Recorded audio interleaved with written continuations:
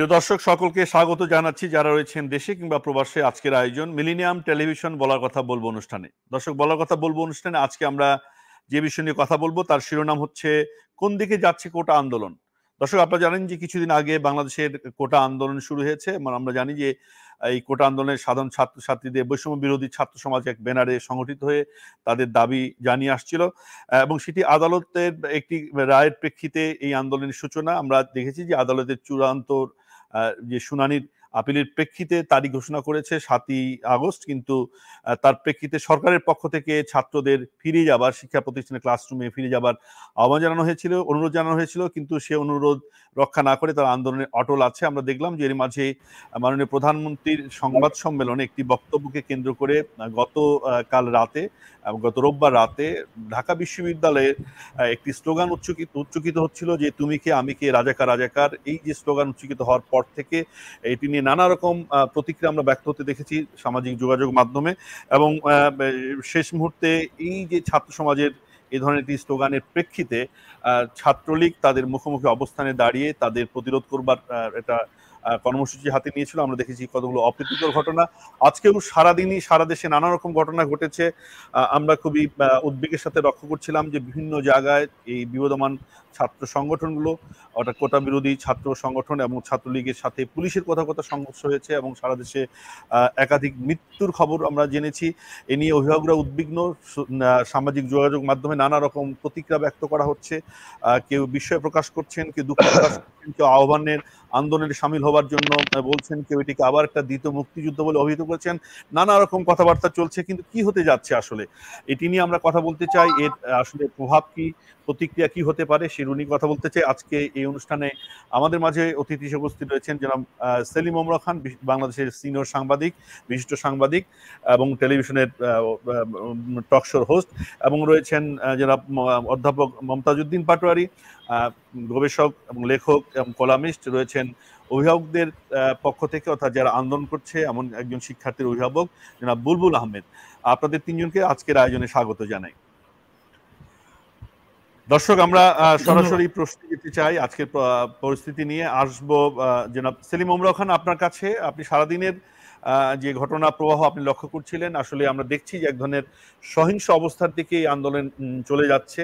একদিকে দুটো পক্ষ বিভাজিত হয়ে গেছে। আমরা দেখছি যে কেউ আন্দোলন করতে চায় এবং এই আন্দোলনের শক্তি সঞ্চয় করতে চায় তারা।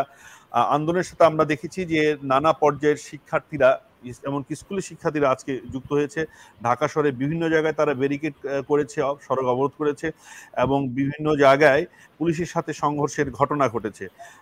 এবং অন্যদিকে আমরা দেখেছি যে আবার আন্দোলনকারীদের পক্ষ থেকে ঢাকা বিশ্ববিদ্যালয়ের শিক্ষকদের উপর হামলার নজিরবিহীন একটা ঘটনা আমরা প্রত্যক্ষ করলাম, যে শিক্ষকদের ফুটপাতে ফেলে তাদেরকে পিটানো হয়েছে, আহত করা হয়েছে। আমরা ছাত্রলীগের নানা রকম অবস্থান দেখেছি, তাদের প্রতিক্রিয়া দেখছি। সব মিলে পরিস্থিতি কোন দিকে যাচ্ছে কি মনে হয় সেলিম ওমর খান? আপনি কিভাবে দেখছেন যে আন্দোলনের স্বরূপ বা বৈশিষ্ট্যকে আপনি কিভাবে ব্যাখ্যা করবেন এই সময়ে? ধন্যবাদ আশরাফুল আজম খান, আপনাকে ধন্যবাদ। আসলে আপনি যেই ভূমিকায় বললেন যে কোটা আন্দোলনকে ঘিরে, অর্থাৎ প্রেক্ষাপটটা কোন দিকে যাচ্ছে, আজকে গতকাল এবং আজকের যে প্রবণতাগুলো আমরা লক্ষ্য করেছি তা থেকেই বোঝা যাচ্ছে যে কোটা আন্দোলনের যে দাবি সেটি আর দাবির ভিতরে সীমাবদ্ধ থাকছে না। এর সঙ্গে নানা রকম এলিমেন্ট গুলো যুক্ত হচ্ছে আমার কাছে মনে হয়, আমার অ্যানালিসিস মনে হয়। কারণ বেশ কিছুদিন ধরে আমি ঘটনাটি পর্যবেক্ষণ করছি। 1 জুলাই থেকে এই ঘটনাটা পর্যবেক্ষণ আমি করেছি এবং বিভিন্ন জায়গায় বলেছি যে বিষয়টি হচ্ছে যে দেখুন, যে আমার কাছে যে অ্যানালিসিসটা ছিল, যখন ছাত্ররা আন্দোলন করতে যাচ্ছে এবং আন্দোলন অর্থাৎ দানা বেঁধে ওঠার উপক্রম ছিল, তখনই বলেছিলাম যে বাংলাদেশের যে বর্তমান প্রেক্ষাপট সেটি হচ্ছে যে নানা রকম সংকটাপন্ন দেশ, বিশেষ করে অবজেক্টিভ কন্ডিশনস গুলো বাংলাদেশে প্রবল, ইন্ডিয়ান টেন্ডেন্সি যেটাকে বলা হয়, সরকার বিরোধী একটি প্রবণতা প্রবল আছে।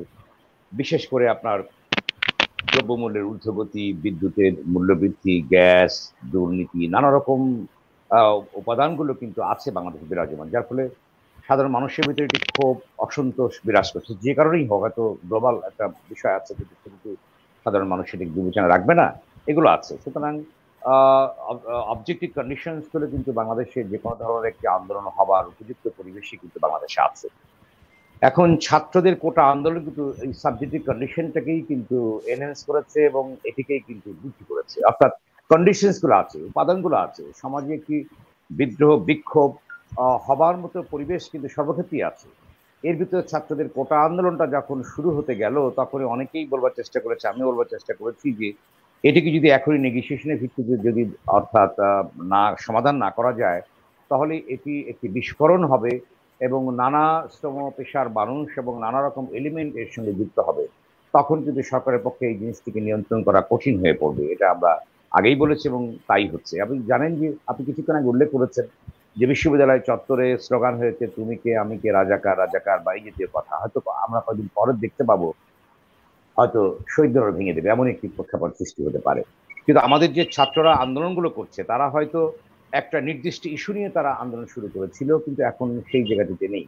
নানা রকম রাজনৈতিক বিষয় এখানে সংযুক্ত হচ্ছে, নানা রকম সোশ্যাল এলিমেন্ট গুলোর সঙ্গে যুক্ত হচ্ছে, উপাদানগুলোর সঙ্গে যুক্ত হচ্ছে, যার ফলে কোটা আন্দোলনের বিস্তৃতি পরিসর আরো বৃদ্ধি পাচ্ছে। মানে সেন্ট্রালে রয়েছে কোটা আন্দোলন, কিন্তু নানা রকম এলিমেন্ট এর সঙ্গে যুক্ত হচ্ছে। এখানেই সরকার, আমি আগেই বলেছিলাম যে সরকার এই ক্ষেত্রে প্রথম থেকে বিষয়টিকে একটু বুদ্ধিমত্তার সঙ্গে বিষয়টিকে হ্যান্ডেল করা উচিত ছিল, একটি দিক। অন্যদিক হচ্ছে যখন কোটা আন্দোলন শুরু হয় বা শিক্ষক আন্দোলন শুরু হয়, তখন আমরা লক্ষ্য করেছি যে ক্ষমতাসীন দলের নেতা নেত্রীরা কিন্তু নানা রকম কথা বলেছে এবং তাদের ভিতরে এক ধরনের আহ উন্নাসিকতা ছিল এই আন্দোলনকে কেন্দ্র করে। অর্থাৎ কোর্টের উপরে রায় আছে, নানা রকম কথা বলবার চেষ্টা করেছে। আজকে যদিও সুরটা আমরা ভিন্ন লক্ষ্য করেছি, কিন্তু সেই সময় কিন্তু ছিল। অর্থাৎ এটিকে তারা আমলেই নেয়নি এবং তারা সম্পূর্ণভাবে চিন্তা করেছে যে তারা এটিকে ট্যাকেল করতে পারবে এবং কোর্টের উপরে অর্থাৎ ছাত্ররা স্কুল কলেজে বিশ্ববিদ্যালয়ে তোমরা ফিরে যাও, অর্থাৎ যে আইনের ব্যাপার। কিন্তু ছাত্র আন্দোলন, আমরা তো ছাত্র আন্দোলন করেছি ঢাকা বিশ্ববিদ্যালয়ে এবং ঢাকা কলেজের আন্দোলন করে ভিতর দিয়ে আমরা উঠে এসেছি। আমি জানি ছাত্রদের যে বিষয়টি কত ভয়ঙ্কর হতে পারে, এটা আমরা আগেই দেখেছি। এরশাদ বিরোধী আন্দোলন আমরা করেছি, এর আগে আমাদের যারা জ্যেষ্ঠ লোকজন ছিলেন তারা ৬৯ গণঅভ্যুত্থান করেছে, নানা রকম আমরা ছাত্র আন্দোলন করে আমরা বাংলাদেশ ইতিহাসে আমরা লক্ষ্য করেছি। কিন্তু সেই জি জায়গাটিতে তারা অ্যানালাইসিস করতে মানে ভুল করেছে একটি দিক। অন্যদিক হচ্ছে যে সবচেয়ে দুর্ভাগ্যজনক বিষয় হচ্ছে যখন তুমি কে আমি কে রাজাকার কোট আনকোট যখন বলা হয়, তখন মুক্তিযুদ্ধের যে চেতনা ভুলুণ্ঠিত হয় এবং হৃদয় রক্তক্ষরণ হয় স্বাভাবিকভাবেই। যে ১৯৭১ সালে আমরা স্বাধীনতা অর্জন করেছি, ৩০ লক্ষ শহীদের বিনিময়ে, ৪ লক্ষ মা বোনের ইজ্জতের বিনিময়ে আমরা স্বাধীনতা পেয়েছি। কিন্তু ছাত্ররা তা কোন অংশ, অর্থাৎ তারা এর সাথে সম্পৃক্ত থাকবে। আমি সাধারণ ছাত্রদের কথা বলবো না, হয়তো তারা ইমোশনালি বিষয়টিকে এই স্লোগানের ভিতরে নিয়ে আসছে, এটি ক্ষোভ জেদাজেদির পর্যায় থেকে স্লোগানটিকে সামনে নিয়ে এসছে। কিন্তু এটি দুর্ভাগ্যজনক এবং অ্যালার্মিং ভবিষ্যতের জন্য যে যে মুক্তিযুদ্ধ আমাদের অহংকার, অর্থাৎ স্বাধীন বাংলাদেশে আমাদের পতাকা, আমাদের ৭১, আমাদের মুক্তিযুদ্ধ, আমাদের বীর শহীদরা যারা সম্ভ্রম হারিয়েছে, তারা আমাদের যে অহংকারের জায়গাটি সেখানে কিন্তু আঘাত করেছে ছাত্ররা, কিছু কিছু জি ছাত্ররা, কিছু কিছু অংশ। এ থেকে আমার জি কাছে সেলিম মনে ভাই হয় আপনাকে এর ধন্যবাদ ভিতরে নানা জানাচ্ছি। আপনি রকম জি আপনার কাছে আসবো। সেলিম ভাই আপনাকে ধন্যবাদ জানাচ্ছি। আপনি বলেছেন যে এই স্লোগানের মধ্য দিয়ে আসলে মুক্তিযুদ্ধকে এক ধরনের আঘাত দেওয়া হয়েছে। এটি নিয়ে নানা রকম সমালোচনা হয়েছে, কিন্তু পাল্টা একটি বিবৃতি বক্তব্য আমরা শুনছি, প্রচার করা হচ্ছে বা বলা হচ্ছে যে এটি ছাত্ররা এক ধরনের স্যাটায়ার থেকে, এক ধরনের ব্যঙ্গ থেকে বলেছে। তারা চেতনাগতভাবে এটিকে লালন আজকেও করে না করেছে, তারা। এবং আজকেও তারা করেছে, একটু বিভিন্ন জায়গায় তারা করেছে। এটি বিষয়টি স্বাভাবিক নয়। অর্থাৎ ছাত্র আন্দোলনের কোটা আন্দোলনের নিয়ন্ত্রণ কিন্তু কয়েকজন মানুষের নিয়ন্ত্রণ, তাদের নিয়ন্ত্রণে থাকবে না, নেইও, এটা বুঝতে হবে। যে আন্দোলন যে আপনি বলছেন ব্যক্তি যে এখন হয়েছে এই এটি আন্দোলনটা কি একটি সাধারণ ছাত্রদের নিয়ন্ত্রণে নেই, আপনি এটি না, বলতে এখন চাইছেন? নেই। এই সাধারণ ছাত্রদের নিয়ন্ত্রণের ভিতরে এখন নেই। অর্থাৎ প্রথম থেকেই যারা এর ভিতরে এই এলিমেন্ট গুলো যুক্ত হবে তারা কিন্তু প্রস্তুত ছিল, পেছনে ছিল। যখন জি এর বিস্তৃতি পরিসর হলো তখন কিন্তু নানা রকম এলিমেন্ট এর ভিতরে ঢুকেছে। যেমন জামাত শিবিরের ছাত্ররাও এখানে মিছিল মিটিং করেছে, নানা রকম সংগঠনগুলো কিন্তু এর সাথে অলরেডি আমরা আজকে দেখলাম লক্ষ্য করেছি সংযুক্ত হয়েছে। এর সাথে রাজনৈতিক বিষয়গুলো কিন্তু এর সঙ্গে জি সংযুক্ত সেলিম ভাই, হয়েছে আমরা এবং ছোট করে আসবো। ভবিষ্যতে আপনার হবে কাছে নিয়ে দেখার ধন্যবাদ। দরকার। আপনার বক্তব্যটি আমরা প্রাথমিকভাবে পেয়েছি। আসতে চাই জনাব মমতাজুদ্দিন পাটোয়ারি স্যার আপনার কাছে, যে আপনি তো ইতিহাস নিয়ে কাজ করেন, ছাত্রদের ইতিহাস পড়িয়েছেন, কিন্তু কি এমন ব্যাপার ঘটলো যে স্বাধীনতার ৫৩ বছর বয়সে ঢাকা বিশ্ববিদ্যালয়ের ছাত্রদের মুখে তুমি কে আমরা আমি কে রাজাকার রাজাকার এই স্লোগান উচ্চারিত হলো, এবং সেটি তারা আন্দোলনের ভাষা হিসেবে, স্লোগান হিসেবে ব্যবহার করছে, কোনো একটা দাবি আদায়ের অধিকারের স্লোগান হিসেবে। এই ঘটনাটিকে আপনি কিভাবে দেখছেন, যে ঢাকা বিশ্ববিদ্যালয়ের মতো জায়গায় এই যে স্লোগান উচ্চারিত হলো, তাতে এর ব্যর্থতা কার এবং বিশেষ করে আওয়ামী লীগ যখন 16 বছর ক্ষমতায়, তখন তাদের যে ইতিহাস চেতনা ছাত্রদের মাঝে, তার যে প্রকৃত ইতিহাসের শিক্ষা, মুক্তিযুদ্ধ বোধ যে তৈরি করবার কথা ছিল, সেটার কোনো ঘাটতি আছে কিনা। কিন্তু অন্য একটি ব্যাখ্যা হচ্ছে যে তারা এটিকে এক ধরনের বিদ্রুপাত্মক স্লোগান হিসেবে, স্যাটায়ার হিসেবে নিচ্ছে। তারা রাজাকারকে গ্লোরিফাই করছে না, এটি এক ধরনের বান হিসেবে শাসক শ্রেণীর কাছে, শাসকের শ্রেণীর কাছে ছোড়া হচ্ছে। এই ব্যাখ্যাটাও আছে। আপনি কিভাবে দেখছেন পরিস্থিতিকে, বিশেষ করে এই স্লোগানের ঘটনাটিকে, জনাব মতাজুদ্দিন পাটোয়ারি? ধন্যবাদ। আসলে এটা দুর্ভাগ্যজনক আমাদের জাতির জন্য যে এটা নির্দিষ্ট সংখ্যক শিক্ষার্থীদের যারা হলো চাকরি প্রত্যাশী, তারা এই সরকারি চাকরি বিষয়টি নিয়ে যে বাংলাদেশে কোটা পদ্ধতি, সেই কোটা পদ্ধতিটাকে কেউ বলছে বাতিল, কেউ বলে সংস্কার, এইরকম নানা নামে এটাকে আন্দোলন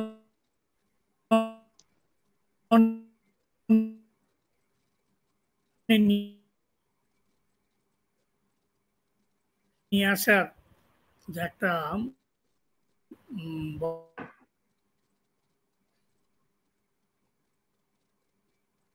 দিয়েই ছাত্র আন্দোলনগুলোকে দিনে দিনে দিনে দিনে কিন্তু ত্বরান্বিত করা হয়, এবং তার ফলে সেখানে একটা বডি কাজ করে। কিন্তু এখানে বাংলাদেশে একটা অদ্ভুত ব্যাপার হয়ে গেছে অন্তত এই আমলে, যে এই আন্দোলনগুলো এখন নর্মাল ছাত্র সংগঠনগুলো দ্বারা হয় না। এগুলো কিন্তু সামনে আনা হয় যারা ছাত্র নামধারী, সাধারণ ছাত্র নামধারী, তাদেরকে হয়তো কেউ চেনেও না, কিন্তু তারা হঠাৎই এই কোটা আন্দোলন বা অন্য কোনো নামে তারা কিন্তু আবির্ভূত হয় সমন্বয়কারী না ইত্যাদি ইত্যাদি ইত্যাদি নামে। এবং এটা একটা কৌশল আমার কাছে মনে হচ্ছে এখন, আগেও 18 সালেও, এবারও এটা সরকার বিরোধী যে সমস্ত শক্তি আছে বাংলাদেশে, তারা রাজনৈতিক আন্দোলন সংগ্রাম করে সরকারকে হটাতে পারে না। তখন তারা সবচেয়ে মনে করে যে আমাদের সেন্সিটিভ এবং সমাজ হচ্ছে ছাত্ররা। ছাত্রদের গায়ে হাত দিলে, ছাত্রদের উপর আঘাত আসলে মানুষের মধ্যে নানা রকম অনুভূতি ঘটে। এটা কিন্তু আমাদের এখানে আছে, এটা থাকা স্বাভাবিক, কারণ প্রায় প্রত্যেকটা ছাত্রই তো আমাদের অভিভাবকদের সন্তান, এবং তাদের একটা প্রতি সকলের মায়া মমতা দুর্বলতা ইত্যাদি থাকে। কিন্তু স্যার আপনি যেটা বলছেন যে এটা আন্দোলনে কিন্তু আপনি বলছেন যে এটা হচ্ছে তৃতীয় পক্ষ, তারা ছাত্রদের ব্যবহার করে এবং তারা আন্দোলনের মাঠে নামায়। আপনি এই কথা বলছেন যে তাদের সংগঠিত কোনো নেতৃত্ব থাকে না, কোনো লক্ষ্য উদ্দেশ্য থাকে না, যে কারণে তাদেরকে ভিন্ন খাতে প্রভাবিত করা যায়। কিন্তু উদ্দেশ্য এদের থাকে না। আমি একটু জানতে চাই, কিন্তু আসলে আমাদের যে অনেকগুলো ছাত্র সংগঠন আছে, আমরা দেখছি যে তারা তো সেভাবে ছাত্রদের যে অধিকার নিয়ে কোনো আন্দোলন পরিস্থিতি তৈরি করতে পারেনি। আমরা কোটা বিরোধী আন্দোলন 18 সালে দেখেছি, তার আগে নিরাপদ সড়কের আন্দোলনে কিন্তু শিক্ষার্থীরা, অনেক পরিমাণে শিক্ষার্থী সারা দেশে তারা যুক্ত হয়েছে।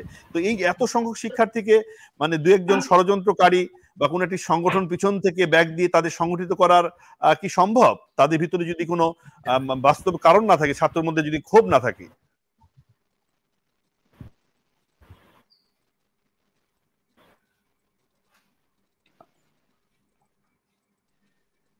যে মতাজুদ্দিন পাটোয়ারি স্যারকে আসলে আমরা সংযুক্তি হারিয়ে ফেলেছি, ওনার সংযুক্তি হয়তো দুর্বল। আমরা প্রত্যাশা করছি যে তিনি আমাদের মাঝে যুক্ত হবেন। জনাব বুলবুল আহমেদ, আপনার কাছে আসতে চাই। আপনি আলোচনা শুনছিলেন, আপনি কিভাবে এই আন্দোলনকে দেখছেন? আসলে যেটি সেলিমুর রহমান বললেন যে এই আন্দোলন সাধারণ ছাত্ররা শুরু করেছিল, কিন্তু আজকে যে ঘটনাগুলো ঘটেছে বা গত দুদিনে আন্দোলনের যে রূপান্তর হয়েছে, তাতে এখন এই আন্দোলন সাধারণ ছাত্রদের হাতে নেই এবং এর পরিণতিটা তিনি ভালো দেখছেন না। এখানে জামাত শিবির এবং সরকার বিরোধী এলিমেন্ট, নানা রকম ভেস্ট ইন্টারেস্টেড গ্রুপ যুক্ত হয়ে গেছে। ফলে কেউ কেউ এটাকে সরকার বিরোধী একটা আন্দোলন, সফল আন্দোলন, একটা গণঅভ্যুত্থানে রূপ দিতে চায়। আপনি কি এই স্টেটমেন্টের সাথে একমত? ধন্যবাদ। আমরা যদি একটু আমাদের অতীতটার দিকে তাকাই, তাহলে দেখব এই কোটা বাতিলের সিদ্ধান্তটি দিয়েছিলেন আমাদের মাননীয় প্রধানমন্ত্রী, এবং এই শিক্ষার্থীরা কিন্তু তার সেই যে ঘোষণা ছিল সেটার পক্ষে অবস্থান নিয়েছে। তাহলে কোন যুক্তিতে আমরা বলবো এটা সরকার বিরোধী অবস্থান? দ্বিতীয়ত, এটি কিন্তু কোটা বিরোধী দ্বিতীয় আন্দোলন। প্রথম যে আন্দোলন থেকে নেতৃত্ব বেরিয়ে এসেছিল নূর হোসেন নূর, তার ব্যাকগ্রাউন্ড তিনি ছাত্রলীগ, তিনি কোনো জামাতের সন্তান নয়, বিএনপির সন্তান নয়, এবং তার আজকে রাজনৈতিক ক্যারিয়ার আমরা সবাই জানি তিনি কোন ঘরানার লোক। এই যে কোনো কিছু হলেই কেউ তার অধিকারের কথা বললেই তাকে দেখে ট্যাগ লাগানোর প্রবণতা, যেটা আমরা দেখেছিলাম ৭১-এর মুক্তিযুদ্ধে।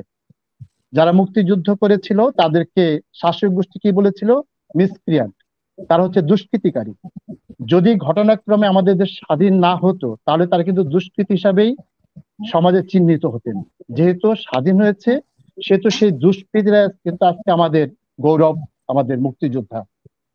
এই বিষয়গুলি থেকে আমরা একটা বিষয় বুঝতে পারি, আমরা যখন আমাদের মূল সমস্যার সাবজেক্ট ম্যাটার থেকে সরে যাই, ঘটনা প্রবাহটাকে বড় করে দেখি, কিংবা সেখানে পার্শ্ব দিক থেকে কি কি এলিমেন্ট এসেছে সেটাকে মুখ্য করে বিবেচনা করি, তখন কিন্তু এই সংকট থেকে নতুন নতুন সংকট সৃষ্টি হয়, সমাধান আমাদের কাছ থেকে অনেক দূরে সরে যায়। আমার প্রশ্ন, আজকে যারা আন্দোলন করেছে তারা কি অন্য কোনো দেশ থেকে এসেছে? তারা কি আমাদের সন্তান নয়? আমরা যে রাষ্ট্র পরিচালনা করছি, আমরা যে রাজনীতি করছি, আমরা যারা আওয়ামী লীগ করছি, আমরা যারা জামাত করছি, আমরা যারা বিএনপি করছি, আমাদের সন্তানরা তো এদেশে লেখাপড়া করেন, তারা তো তাদের অধিকারের জন্যই কথা বলছেন। সেখানে তারা মিসগাইড হচ্ছেন, আমরা মিসগাইড হচ্ছি, সেটা কিন্তু আমাদের বিবেচনা করা উচিত। আমরা তাকে যেভাবে চিহ্নিত করছি সেটাকে আমরা আসলে কি সঠিক ভাবে করছি কিনা, না আমরা ভুল করছি? অভিভাবক হিসাবে আমরা কি আমাদের দায়িত্ব পালন করতে পারছি কিনা? মাননীয় প্রধানমন্ত্রী আন্দোলনের প্রেক্ষিতে কোটা প্রথা বাতিল করেছিলেন 18 সালে, সেটা আপনি নিজে বললেন, কিন্তু সেই প্রথা তো আবারও বলবৎ করলো হাইকোর্ট, এবং সেটি নিয়ে আবার সুপ্রিম কোর্টে রিট করা হলো, মানে করা হলো, আপিল করা হলো, এদিকে রিট করা হলো। তার একটি আদালতের প্রক্রিয়ার মধ্যে ঢুকে গেল বিষয়টা। তো সরকারের পক্ষ থেকে তো সে কথাই বলা হচ্ছে যে আন্দোলনকারীদের উদ্দেশ্যে বলা হয়েছিল যে ধৈর্য ধারণ করতে, এবং এটির একটা সমাধান হবে। তো তারা এই ধৈর্য ধারণ না করে যখন আবার তারা মাঝরাতে আন্দোলনের কর্মসূচি হলো এবং সেখানে এক ধরনের বিতর্কিত স্লোগান দিল এবং সেটি এক ধরনের পরিস্থিতি তৈরি হলো, তো এর দায়টিকে আন্দোলনকারীদের নিতে হবে না? মানে আপনি আচ্ছা আচ্ছা, ঠিক আছে, আমি দেখছি তারা যে স্লোগানটি দিচ্ছে এটা কি তারা ওই চেতনাকে ধারণ করে না তাদের অভিমান থেকে বলছে? এটুকু যদি বোঝার যোগ্যতা আমাদের না থাকে আমরা তো ব্যর্থ অভিভাবক। আমরা কি সঠিকভাবে বুঝতে পারছি তারা এটা কেন বলছে? আমরা বরং এই বিষয়টাকে অন্য খাতে প্রভাবিত করছে, এটা আমাদের ব্যর্থতা। আর প্রধানমন্ত্রী এই পক্ষে ঘোষণা দিয়েছেন, আদালত একটি রায় দিয়েছে। এই প্রেক্ষিতে আমাদের একটু বুঝতে হবে যে আমরা যদি মনে করি আমরা খুব চালাক, আমরা খুব বুদ্ধিমান, আমাদের ছেলেরা খুবই বোকা, তারা একেবারে অবুঝ শিশু, এটা কিন্তু আমাদের বোকামি। কারণ আমরা কোন কাজ কেন করি, কোন উদ্দেশ্য করি, তার পারিপার্শ্বিক সেটা আমার আপনার চেয়ে আমার এই ছাত্র কিন্তু কম বুঝে না। তাদের এইভাবে যদি আমরা অবমূল্যায়ন করি তাহলে সেটা কিন্তু এক হিসাবে অভিভাবক হিসাবে, পিতা হিসেবে আমাদের নিজেদেরকে অবমূল্যায়ন করা হয় যে আমরা এরকম মানে অবুঝ শিশু জন্ম দিয়েছি। আসলে আমরা যদি অবুঝ হই, মূর্খ হই, আমরা যদি বোধহীন হই, তাহলে আমাদের সন্তানরা বোধহীন হবে। কিন্তু আমার মনে হয় আমরাও যেমন সবাই বোধহীন না, আমাদের সন্তানরা বোধহীন না। তাদের মধ্যে অসংখ্য মেধাবী আছে, তারা দেশে বিদেশে যে ভূমিকা পালন করছে এই রাষ্ট্র কিন্তু এগিয়ে নিয়ে যাচ্ছে তারাই। বরং আমরা যারা এই সমস্ত নীতিবাক্য বলি, আমরা যারা অপবাদ দেই, তারাই কিন্তু দেশকে পিছিয়ে দিচ্ছে। এই বিষয়টি আমাদের খেয়াল রাখতে হবে। তাদের প্রতি আমাদের শ্রদ্ধা, ভালোবাসা থাকা উচিত। তাদেরকে এভাবে অবজ্ঞা করা, অবহেলা করা, তাদেরকে অপবাদ দেওয়াটা ঠিক পাকিস্তানি বাহিনীর মতো কিংবা সেই ইংরেজদের মতো যে স্বদেশী বাবুদের যেভাবে দিতেন, এগুলো থেকে আমাদের এখনই বেরিয়ে আসা উচিত। এগুলো যথেষ্ট হয়েছে। ধন্যবাদ।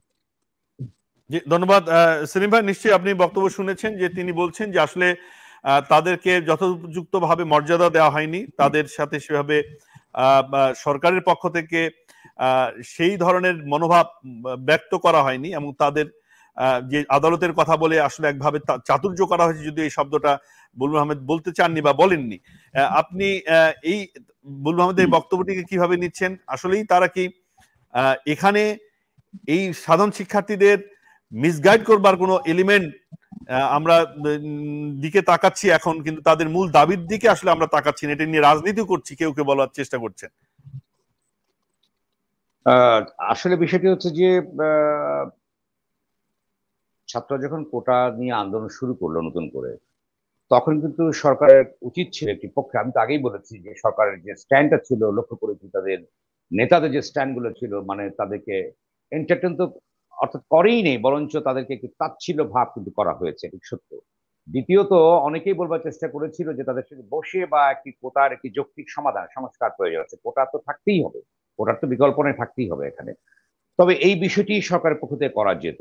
আচ্ছা, আওয়ামী লীগের যিনি সাধারণ সম্পাদক, তার কথাগুলো আমরা 3-4 দিন আগে তিনি বলেছেন কোটা নিয়ে, সেটা আমরা জানি।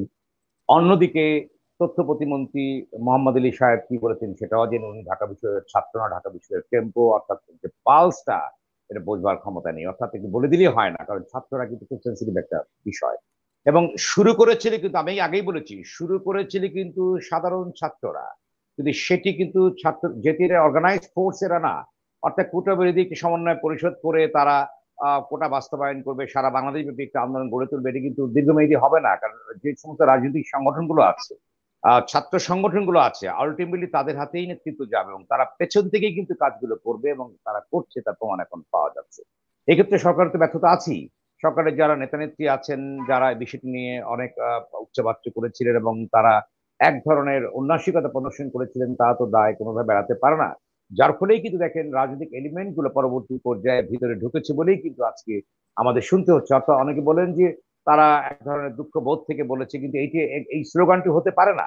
71-এর যে স্মৃতি যদি মানুষের, আমরা বই পুস্তকে, আমাদের স্মৃতি তো তেমন উজ্জ্বল নয়, কিন্তু বই পুস্তক বিভিন্ন আমরা যা ডকুমেন্টারি ভিতর দিয়ে আমরা দেখি যে নিষ্ঠুরতা, বর্বরোচিত হত্যাকাণ্ড এখানে ঘটেছিল, সেই স্মৃতি বা সেই ইতিহাস তো মুছে যায়নি, তার উপরই তো বাংলাদেশ দাঁড়িয়ে আছে, সে রক্তের উপরেই তো বাংলাদেশ দাঁড়িয়ে আছে, তাদের রক্তের ঋণের উপরে আমরা দাঁড়িয়ে আছি। সুতরাং এই স্লোগানটি যখনই ঢুকিয়ে দেওয়া হলো, তখনই কিন্তু তাদের কোটা আন্দোলনের যে যৌক্তিকতা, অর্থাৎ আন্দোলনের যৌক্তিকতা, আমি কোটা আন্দোলনের সংস্কারের যৌক্তিকতার কথা বলছি না, আন্দোলনের যৌক্তিকতা কিন্তু তখনই প্রশ্নবিদ্ধ হয়ে যায়, এবং তাই হয়েছে এবং ভবিষ্যতে আরো হবে। এবং আজকে যে মুভমেন্ট গুলো আপনি নিশ্চয়ই লক্ষ্য করেছেন সাংবাদিক হিসেবে, যে সেখানে শিবিরের কিছু লোকও কিন্তু স্টেটমেন্ট দিয়েছে এবং তারা অত্যন্ত অ্যাক্টিভ পর্যায়ে আছে, তারা আমি বিভিন্ন গণমাধ্যমে দেখতে পেয়েছি, এবং অন্যান্য সংগঠনগুলো কিন্তু বিশেষভাবে অ্যাক্টিভ হয়েছে। এবং চিটাগাং বা অন্যান্য জায়গায় যে আন্দোলনগুলো করছে, তারা এটি কিন্তু ছাত্র কোটা বিরোধী ছাত্র আন্দোলনের আন্দোলন নেতৃত্বের ভিতরে কিন্তু নাই।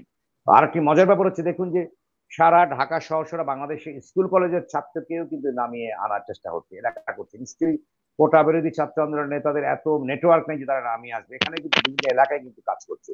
এবং যেটা জনাব পাটোয়ারি সাহেব বলবেন যে যারা সরকার বিরুদ্ধে আন্দোলন করার চেষ্টা করেছে, গড়ে তুলতে পারেনি, ব্যর্থ হয়েছে, তারা এই সুযোগটাকে কাজে লাগাবে, এটি স্বাভাবিক কিন্তু বিষয়। এবং আমি হলে তাই করতাম, অর্থাৎ যে কোনো আন্দোলন থেকে বেনিফিট তো কেউ না কেউ তুলতে চাইবে, এবং সেই প্রেক্ষাপটকেই তারা ইউজ করার চেষ্টা করছে।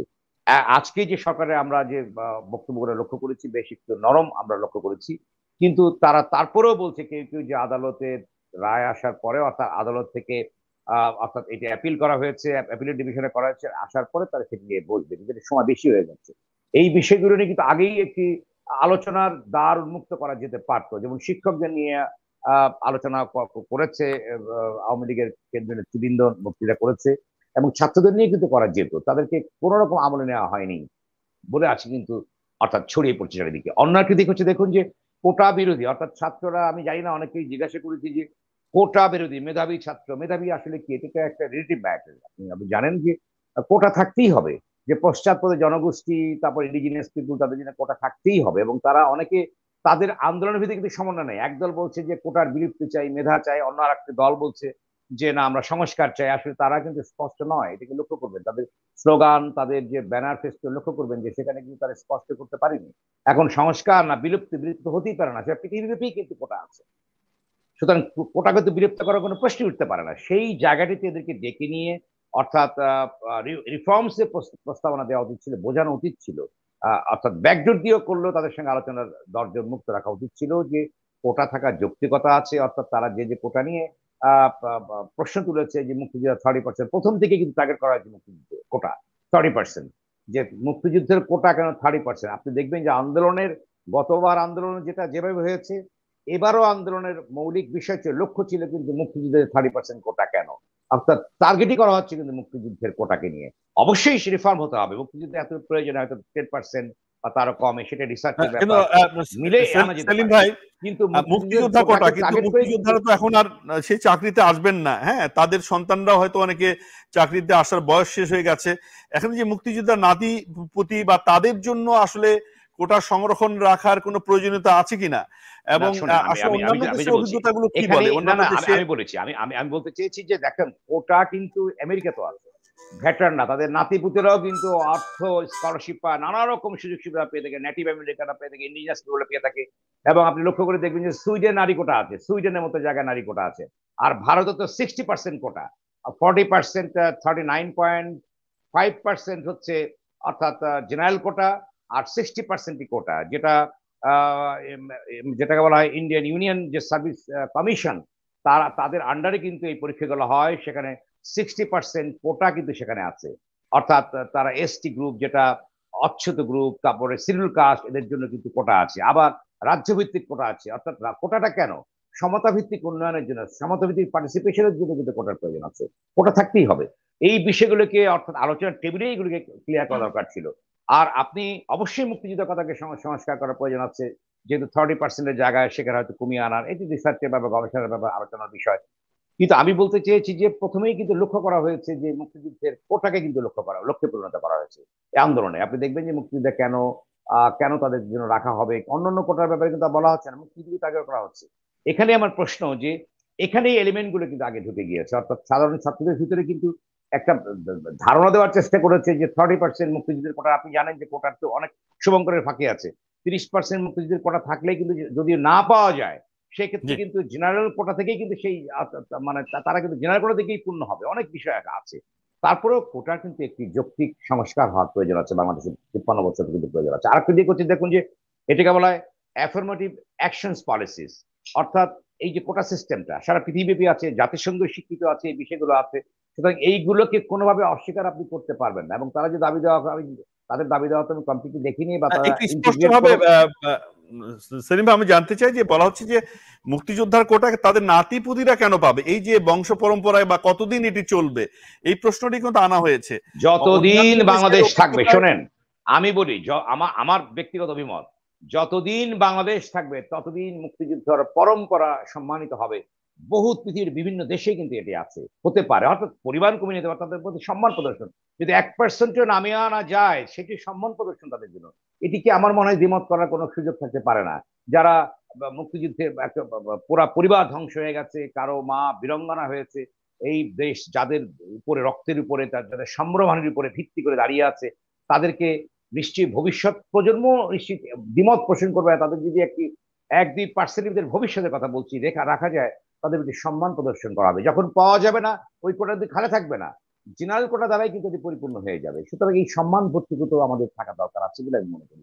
তবে বর্তমান যে কোটা সিস্টেমটা আছে, এটির একটি সংস্কার, যৌক্তিক সংস্কার অবশ্যই প্রয়োজন আছে। ছাত্ররা যে দাবি তুলেছে, সেই দাবিকে বিবেচনায় রেখে এবং একটি কমিশন গঠন করে এর একটি পরিবর্তনের প্রয়োজন আছে বলে আমি মনে করি। তা না হলে কিন্তু এটি নিয়ে আরো একটি বিপজ্জনক অবস্থার সৃষ্টি হতে পারে। এবং দেখবেন যে বাংলাদেশে, আমি আগেই বলেছি যে আপনার অবজেক্টিভ কন্ডিশন প্রবল আছে, সোসাইটিতে কিন্তু একটা আনরেস্ট বিরাজ করছে, অসন্তোষ বিরাজ করছে সবকিছু নিয়ে, মানুষের ভিতরে হতাশা বিরাজ করছে, দ্রব্যমূল্য সবকিছু নিয়ে। সুতরাং এই কোটা বিরোধী আন্দোলন কিন্তু কোটার ভিতরে সীমাবদ্ধ কিন্তু থাকছে না, থাকবেও না। আপনি লক্ষ্য করুন যে বিভিন্ন রাজনৈতিক দলের নেতা নেত্রী কিন্তু বক্তব্য দিচ্ছেন, যারা বিরোধী দলে আছেন তাদের বক্তব্য লক্ষ্য করুন আপনি, তারা কিন্তু দিচ্ছেন, নানা রকম বক্তব্য দিচ্ছেন, অর্থাৎ এর সঙ্গে সংযুক্ত হবে এবং তারা বেনিফিট নেবেন। এক্ষেত্রে বলবো যে সরকার বিষয়টিকে প্রথম থেকেই, সরকার নীতি নির্ধারক যারা আছেন প্রথম থেকেই বিষয়টিকে উন্নসিকতার পরিচয় দিয়েছেন, তারা গুরুত্ব দিতে চাননি। এবং সরকার যদি বলে থাকেন যে মুক্তিযুদ্ধের চেতনার কথা আমরা বলি, সাধারণ মানুষ, আমরা যেটা দল করি না, কিন্তু সরকারের ভেতরে তো অর্থাৎ মুক্তিযুদ্ধের বিপক্ষের শক্তি, রাজাকার, আলবদর, আল শামসের লাখজনের বড় বড় পদ অর্থাৎ তারা দখল করে আছে, কাছাকাছি আছে, আমরা এগুলো তো দেশের মানুষ বলে। সুতরাং বিষয়টিকে শুধু ছাত্রদের উপরে চাপিয়ে দিলেও চলবে না, একটি যৌক্তিক সমাধানে আলোচনার ভিতর দিয়েই সবাইকে আসতে হবে। আমরা একটু কথা বলবো যে নারী কোটা নিয়ে একটু আলোচনা করব আলাদা করে, যে নারীদের জন্য কোটার প্রয়োজন আছে কিনা সে বিষয়টি আমরা দেখছি যে এই কোটা আন্দোলনে বলবো নারী কিন্তু অংশগ্রহণ করছে নারীর অংশ না আমি বলি যে এবং নারী কোটা কিন্তু অবশ্যই প্রয়োজন আছে, অবশ্যই আসবো সেটি একটু শুনবো। আমরা একটু বিরতিতে যাচ্ছি, বিরতিতে যাব, বিরতির পর শ্রেণী তাদের তো কোটা থাকতেই হবে, কিভাবে আমরা আলাদা করে শুনবো সালিমুল্লাহ খান আপনার কাছে যে নারী কোটার প্রয়োজনীয়তা আছে কিনা। কিন্তু আমরা দেখছি যে নারীরা এই আন্দোলনে যুক্ত, তারা বলছে যে আমরা মেধা দিয়ে সেই জায়গায় যাব, চাকরি নিব, ফলে আমাদের জন্য কোটার প্রয়োজন নেই। এবং নারীরা আসলে সে জায়গায় গেছে কিনা সেটি বিষয়ে জেলা কোটার বিষয় নিয়ে কিন্তু কথা, ক্ষুদ্র জাতিসত্তার কোটার প্রশ্নগুলো আছে, আমাদের যারা প্রতিবন্ধী তাদের কোটার প্রশ্নগুলো তো আছেই। আর সেটি নিয়ে হয়তো খুব বেশি আলোচনা হচ্ছে না, মুক্তিযুদ্ধের কোটা নিয়ে আলোচনা হচ্ছে। আমরা একটু বিরতিতে যাব, ছোট বিরতি থেকে ফিরে এসে আবারও আলোচনায় ভিন্ন অতিথির কাছে যেতে চাই। দর্শক, যাচ্ছি বিরতিতে, আমাদের সাথে থাকুন। I'm Nasrin Mosnu, immigration attorney. I was born and raised here in New York City. I have been working at various immigration firms since I was a teenager, including with my father. I'm passionate and dedicated about immigration. I am committed to provide my clients with nothing but the best. আমরা asylum office, immigration court সহ যুক্তরাষ্ট্রের 50টি state ও বাংলাদেশ কনসুলেটে আপনাদের আইনগত সহায়তার নিশ্চয়তা দিচ্ছি। Please come and take advantage of our excellent legal services. Our initial consultations are always free. দর্শক, বিরতির পর সকলকে আবারও স্বাগত আজকের আয়োজনে এবং সাথে থাকবার জন্য ধন্যবাদ। বুলবুল আহমেদ, আপনার কাছে আসবো। আমাদের মাঝে জনাব মমতাজউদ্দিন পাটোয়ারি, তিনি আবারও যুক্ত হতে পেরেছেন। পাটোয়ারি স্যার, আপনার কাছে আসবো, একটু বুলবুল আহমেদের কাছে আসতে চাই। বুলবুল আহমেদ, যেটি হচ্ছে যে আপনি বলেছেন যে আমাদের যে শিক্ষার্থীরা তারা মেধাবী, তারা সেখানে স্বতঃস্ফূর্তভাবেই আন্দোলনে অংশগ্রহণ করেছে। সরকার তাদের সেই আন্দোলনের হয়তো খুব বেশি সংবেদনশীলতার পরিচয় দেয়নি, তার প্রেক্ষিতে আজকে যে প্রেক্ষাপট আমরা দেখছি। কিন্তু আমরা তো দেখছি যে যেটি সেলিমুল্লাহ খানও বললো যে আন্দোলনকে ভিন্ন খাতে প্রভাবিত করবার জন্য নানা রকম গোষ্ঠী, সংস্থা, দল এর সাথে যুক্ত হয়ে পড়েছে। আমরা দেখেছি যে সাধারণ ছাত্রদের আন্দোলন শেষ পর্যন্ত ছিনতাই হয়ে যায়। যেটি বলছিলেন সেলিমুল্লাহ খান, যে এটিকে সরকার বিরোধী আন্দোলন এক ধরনের রূপান্তর করবার নানা রকম প্রচেষ্টা হাতে নিয়েছে। ছাত্র দলের পক্ষ থেকে একটা স্টেটমেন্ট দেওয়া হয়েছে যে এই আন্দোলনের শুরু থেকে ছাত্রদল মাঠে আছে এবং ছাত্রদের সাথে আছে। ছাত্রলীগ যেটি বলছে যে তারা রাজনৈতিকভাবে মোকাবেলা করছে, এই কারণে সাধারণ ছাত্র তাদের প্রতিপক্ষ না, কারণ এখানে যে ইন্ধন যারা দিচ্ছে, ষড়যন্ত্র করছে, তাদের মোকাবেলা করবার জন্য তারা মাঠে সক্রিয় আছে। আন্দোলনের রিমোট কন্ট্রোল এখন ইংল্যান্ডে তারেক জিয়ার হাতে। এই বক্তব্যগুলো আসলে সত্য আপনি অভিভাবক হিসেবে আপনি কি একেবারেই বিবেচনা করবেন না যে কেউ মানে পোড়া বাড়িতে কেউ হয়তো আলু পুড়ে সিদ্ধ করে খেতে চাইবে, এই শক্তি তো কম নয়? ধন্যবাদ। অবশ্যই বিবেচনা করব, সে সাথে আমাদের সুস্পষ্ট ইতিহাস বোধ থাকা দরকার। আমরা ৬২ যে আন্দোলন, তার আগে কিন্তু রাজনৈতিক সংগঠনগুলো আন্দোলন করেছে, কিন্তু সেই পর্যায়ে নিয়ে যেতে পারেনি। ৬৯ যে গণ অভ্যুত্থান, তার আগে রাজনৈতিক দলগুলো আন্দোলন করেছে, সেই পর্যায়ে নিয়ে যেতে পারেনি। ৯০-এর আন্দোলন, ৭১-এর মুক্তিযুদ্ধ, রাজনৈতিক দল আগে থেকে সম্পৃক্ত ছিল, তারা চেষ্টা করেছে, সেই পর্যায়ে নিয়ে যেতে পারেনি।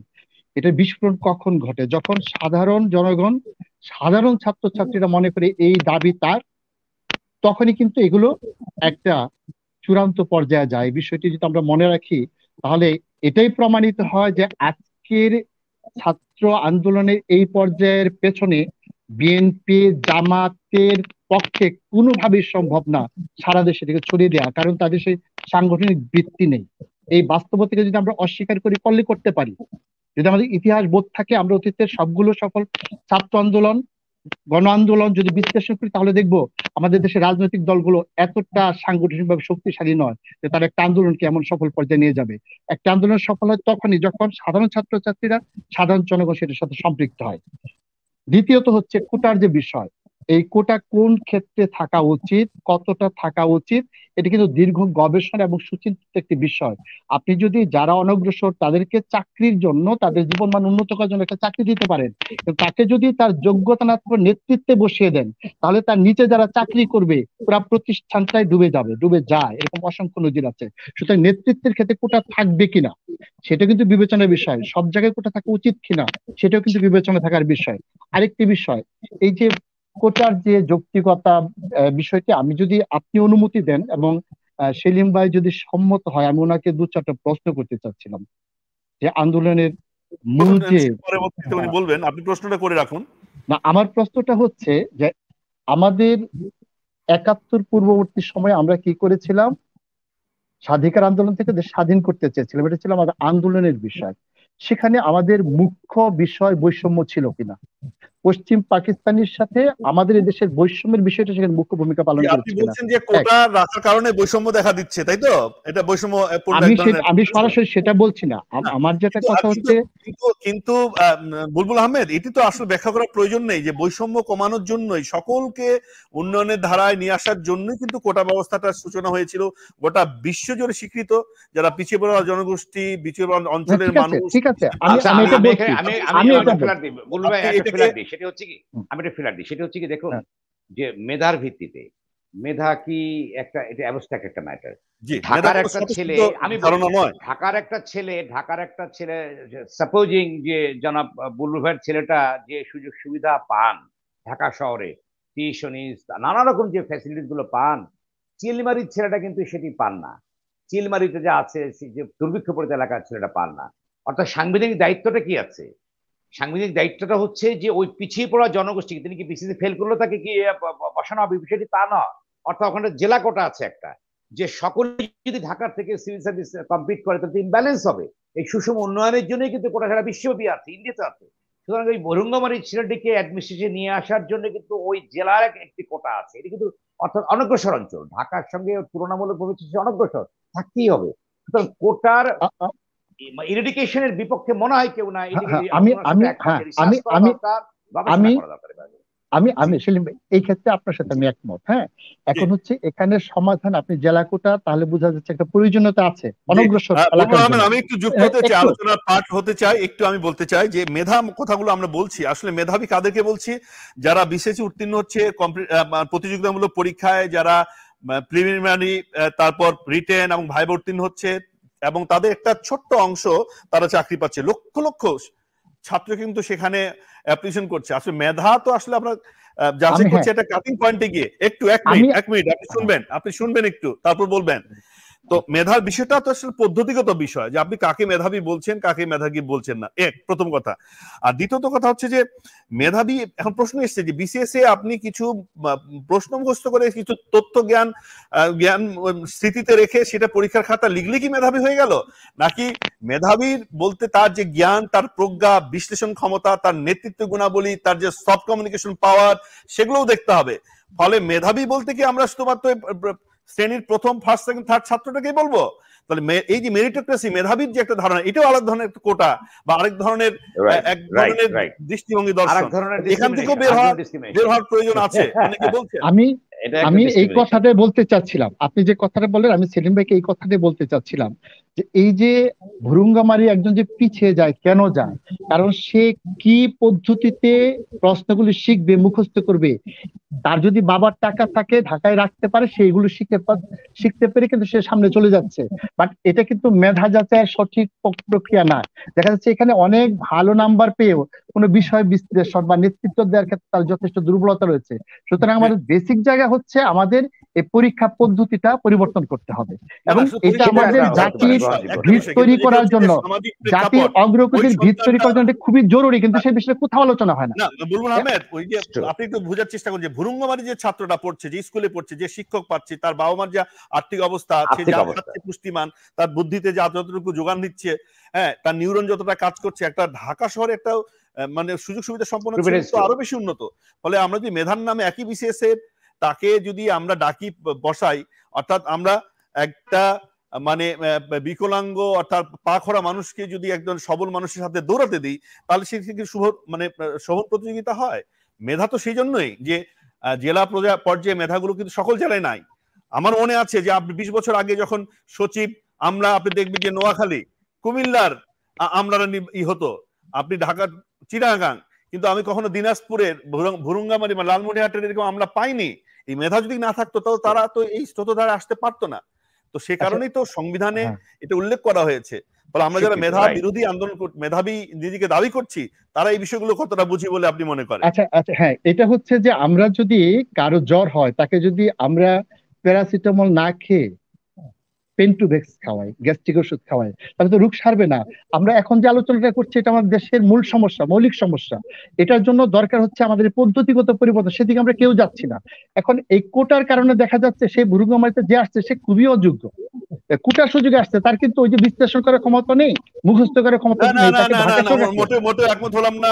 না যারা না কোটা না, সে নিচ্ছে তো তারা কিন্তু পরীক্ষা দিয়ে পাস যোগ্যতা করছে, করে সে টপ গুলো থেকে নিচ্ছে, কিন্তু পরীক্ষা মুক্তিযোদ্ধা দিয়ে আসতে হচ্ছে তাকে, সন্তানদের পরীক্ষা দিয়ে মেধাবীদের এই নেওয়া হচ্ছে এখানে সেখান থেকে, ধারণা ভুল। বা জেলা না, কোটায় যারা ওই পরীক্ষা জেলায় উনি যারা এগিয়ে না, থাকে উনি তাদেরকে আসছেন নেওয়া কোন পদ্ধতিতে? উনি তো মুখস্থ না পরীক্ষা পদ্ধতিতে আসছেন, না না না মুখস্থ না পদ্ধতিতে পরীক্ষা আসছেন কিন্তু। শোনেন, ঢাকায় মনে হয় যে বিষয়টা এটা হচ্ছে ভুল আমাদের তথ্য জানা দিলেন দরকার বুলবুল আহমেদ। যে ঢাকায় ধর 100 ছেলে যে নাম্বারটা পেলো সে কিন্তু সেই নাম্বারই পাচ্ছে, তার অর্থাৎ সেই অংশে মানুষ কম, সেই সুযোগটা Right. নিয়ে সে চাকরিটা পাচ্ছে, কিন্তু এই জন্য তার যে পরীক্ষাতে ফেল করছে কম পাচ্ছে থেকে নেওয়া হচ্ছে বেশি, তা কিন্তু না নয়, না তা না কিন্তু সেটা নয়, নয়। একদম তা না না, না বেশি তা না। না, আমি একটু কথা বলছি যে কিছু জি জি কিছু বলুন। কোটার ক্ষেত্রে দেখা যায় আমরা আমাদের কাঙ্ক্ষিত পরীক্ষার্থী পাচ্ছি না। হ্যাঁ, কোন রকম অংশগ্রহণ করলে সে কিন্তু ভালো জায়গায় চলে যাচ্ছে, এবং সে যখন নেতৃত্বে থাকে না না না, কোন আমরা রকম বাস্তব অংশগ্রহণ জীবনে না। কিন্তু আমাদের ভুগছি। বিসিএস এর 5 বছরের তথ্য আছে, এবং বিসিএস এ যারা নিয়োগ দেন তারা কোন প্রক্রিয়া নিয়োগ পান না, সেটি বিসিএস আপনি এর কথা আমি বলছি না, আমি কিন্তু বিসিএস এর কথাটা বলছি না, নিচে পেলে তাকে নিশ্চয়ই আমি নেওয়া কিন্তু হয় না। এককভাবে বিসিএস এর কথা বলছি না, আমি বলছি এমন অনেক পরীক্ষা পদ্ধতি আছে যেখানে পাস মার্ক একজনও পায় না, বাট সেখানে কিন্তু নিয়োগ হয়। আমাদের সামগ্রিক চিত্রটা মাথায় রাখতে হবে, আমরা শুধু সেলিম এক ভাই, জায়গায় আমি থাকলে হবে একটু না। আপনার কাছে আসতে চাই সেলিম ভাই, জি যে আমরা জি জি ধরলাম জি যে কোটা শিক্ষার্থীদের দাবি মেনে নেওয়া হলো আগামীকালকে থেকেই, তো তা থেকে এই যে লক্ষ লক্ষ যুবক যাদের যে স্বপ্ন, ভবিষ্যৎ জীবনের যে চাকুরি, তাদের পেশা, এটার কতটা নিশ্চয়তা বিধান করা গেল? একদম হবে না। কোটাটাই বড় সংকট হয়ে দাঁড়িয়েছে। এই যে নারীরা, শোন আমি একটা কথা বলি, এই যে কিছু কিছু মেয়ে স্লোগান দিচ্ছে আমরা চাই না, এগুলো তো এক ইমোশনাল স্লোগান, এগুলো তো আর অর্থাৎ তাদের ইমোশনের উপর দেশ কেন চলবে না। স্লোগান বলছেন? তারা তো মনে করছে যে তারা সমকক্ষ হয়ে গেছে পুরুষের। হয় না। এবং এখনো দেখেন বাংলাদেশে অর্থাৎ যে মাত্র 13% আমাদের নির্বাচন ব্যবস্থায়, যেটা সংসদ নির্বাচন হয় সেখানে কিন্তু 50% কোটা আছে সংরক্ষিত, এবং আপনি যেটা যে স্থানীয় সরকার সেখানে কিন্তু একটা কোটার ব্যবস্থা করেও কিন্তু নারীকে আনা যাচ্ছে না। এবং আমাদের নারীরা কিন্তু দেখেন যে একটা মোটামুটি অনার্স মাস্টার্স পড়ার আগেই কিন্তু তাদের বিয়ে হয়ে যায়, চাকরিতে আসতে পারে না। সুতরাং তাদেরকে যদি ইকুয়াল পার্টিসিপেশন যদি অ্যাডমিশনে থাকতে হয়, দেশ গঠনে থাকতে হয়, তাহলে তাদেরকে অবশ্যই কোটার আওতা আইনে এমপাওয়ারমেন্ট করতে হবে, একটু সমতা ভিত্তিক উন্নয়নের দিকে যেতে হবে। সুতরাং নারী কোটার অবশ্যই প্রয়োজন আছে, কিন্তু বললে হবে না, থাকতেই হবে নারী কোটা, তাহলে কিভাবে দেশটা চলবে? হতে পারে না, অর্থাৎ তাহলে তো পশ্চাৎ জনগোষ্ঠী হয়ে যাবে তাহলে। সুতরাং রাষ্ট্র এবং সংবিধানের দায়িত্ব হচ্ছে এটি যে সকল শ্রেণী, সকল গোত্রের, সকল পেশার মানুষগুলোকে, সকল অঞ্চলের মানুষগুলোকে একটি ভিন্ন অর্থাৎ একটা স্ট্রিমের ভিতরে নিয়ে এসে একটা সুষম ব্যবস্থার ভিতর দিয়ে তাদেরকে পার্টিসিপেশন করা।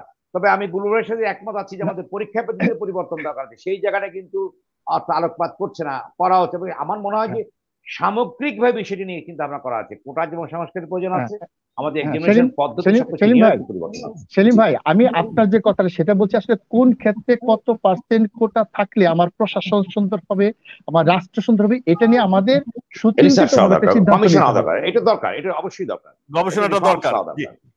আমরা যারা যেটাই বলছি সেটা হয়তো মুখস্থ কথা বলছি বা আমাদের সুবিধা মতো জায়গা থেকে কথা বলছি, এই বিষয়গুলো আলোচিত হয় না, কোথাও আলোচিত হয় না এই বিষয়গুলো। একটা পূর্ণাঙ্গ গবেষণা দরকার যে গত 53 বছরে আসলে কোটায় কারা কতদূর এগিয়েছে, কোন জেলার কোটা মানে পূর্ণ হয়েছে বা তাদের আর প্রয়োজন আছে কিনা, নারীদের কোটা কোন পর্যন্ত যৌক্তিক হতে পারে, সেটি নিঃসন্দেহে এটা দরকার। সেলিম ভাই একটু কথা বলতে চাই যে আমরা যখন আলোচনা একটা ফুটনোট দিই, সেটা হচ্ছে দেখুন যে ভারতে 40.5% কিন্তু সাধারণ কোটা, আর 60% কোটার ভিতরে।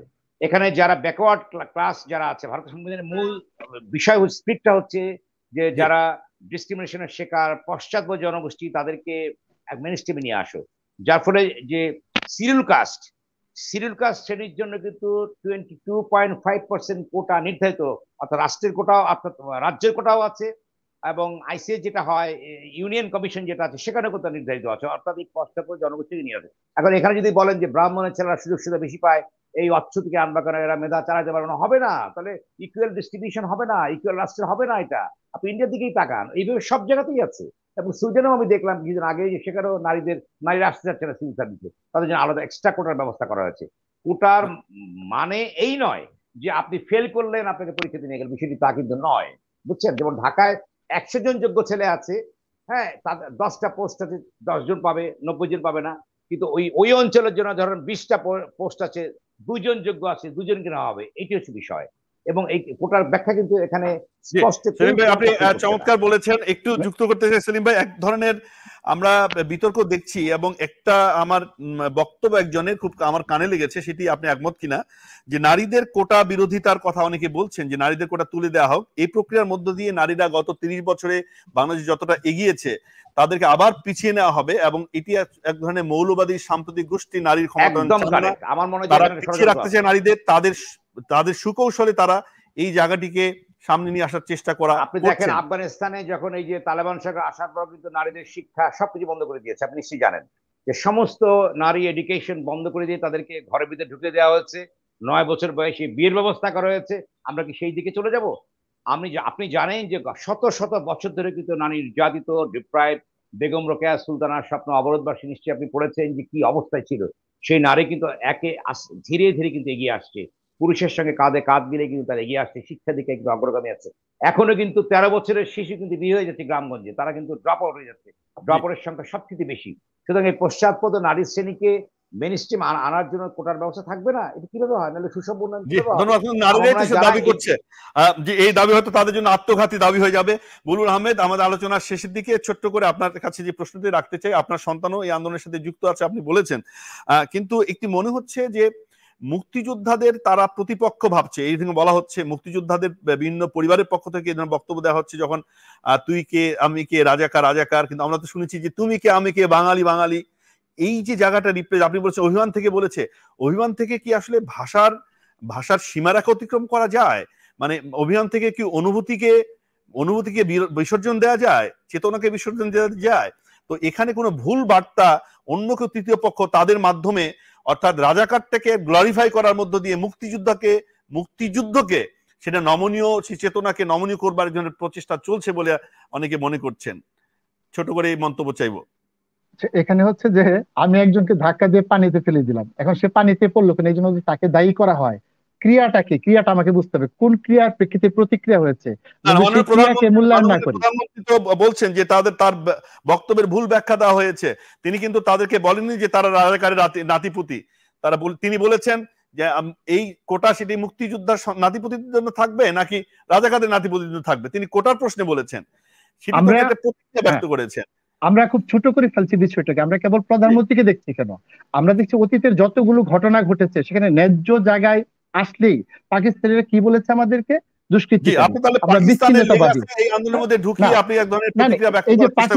বিচ্ছিন্নতাবাদী বলেছিল। আমরা কেন করেছি? আমরা কিন্তু ন্যায্যতার জন্য করেছিলাম, তাই না? আমাদের ন্যায্যতাকে তারা তাদের সুবিধার জন্য, তাদের স্বার্থের জন্য আমাদেরকে বিচ্ছিন্নতাবাদী বলেছে। তো এখনো এই ক্ষেত্রে তাদেরকে বিভিন্ন পর্যায়ে, শুধু এই পর্যায়ে বিভিন্ন পর্যায়ে ট্যাগ গুলো দেওয়া হয়, জামাত, এই সরকার বিরোধী, সন্ত্রাসী, এইগুলো সঠিক কিনা, এই কাজগুলো সঠিক করি কিনা আমরা, আমাদের সে আত্মমূল্যায়ন করা দরকার। ধন্যবাদ। আত্মমূল্যায়ন করা দরকার। সেলিম ভাই একবার কিছু বলবেন, শেষ করতে হবে। আমি একবারকে বলতে চাই যে উনি যেটা বলেছেন যে প্রথম দিকেই কিন্তু এই যে আওয়ামী লীগের পক্ষ থেকে কিন্তু বলা হচ্ছে পলিটিসাইজ করার উদ্যোগ নেওয়া কিন্তু হয়েছে, এবং দ্বিতীয়ত হচ্ছে যে কোটা বিরোধীদের কিন্তু তেমন গুরুত্ব কখনোই দেওয়া হয় নাই। দুটো দিকে, তৃতীয় দিক হচ্ছে যে আওয়ামী লীগের ভেতরেই কিন্তু, অর্থাৎ ক্ষমতা শাসক দলের ভেতরেই কিন্তু দেখুন আমার মুক্তিযুদ্ধ, আমরা তো কোনো দল করি না, অর্থাৎ মুক্তিযুদ্ধের চেতনাকে বিলং করে আমার উপর অনেক কাজ করেছে আপনি জানেন, কিন্তু এই ক্ষমতাসীনদের ভিতরে বহুত রাজাকার কিন্তু আছে, আপনি জানেন যে কাছাকাছি সম্প্রদায় আছে, তারা মুক্তিযুদ্ধের কথা বললেই যে হবে তার সাধারণ মানুষের অনুভূতি যে আমরা মুক্তিযুদ্ধের বিপক্ষে স্লোগান আমরা মেনে নিতে পারি না। বুলবুল আহমেদ, আপনাকে ধন্যবাদ সময় দেওয়ার জন্য, কথা বলার জন্য, এবং দর্শক যারা ছিলেন, শুনেছেন এবং মন্তব্য করেছেন আপনাদের সকলকে ধন্যবাদ জানাচ্ছি এবং আগামী আয়োজন দেখবার আমন্ত্রণ জানিয়ে শেষ করছি। সকলে ভালো থাকুন, শুভরাত্রি।